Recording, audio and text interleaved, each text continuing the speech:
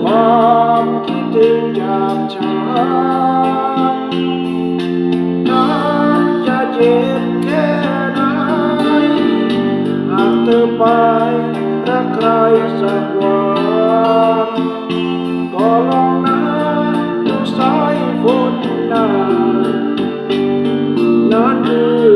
น้ำตาจากใจ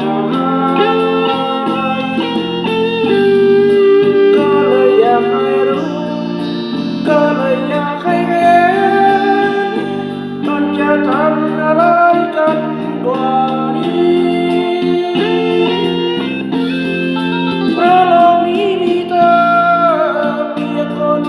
เดียวฉันจึงเสียเธอไม่ได้ถ้าเธออยากทำอะไรก็เชิญแต่อย่าเดินหนีไปจากฉันนึกเสียว่าสงสารอย่าลงทางด้วยกันลาจา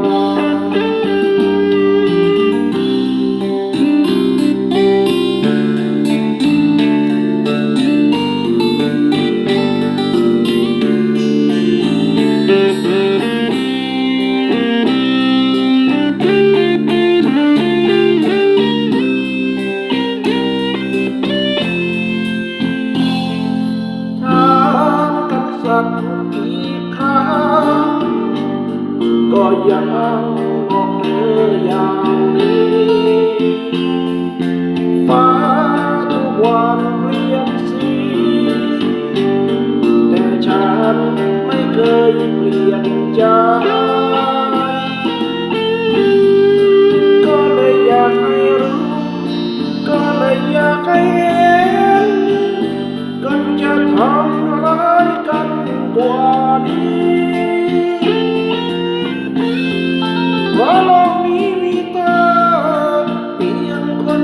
เดียวฉันจึงเสียเธอไม่ได้ถ้าเธออยากทำอะไร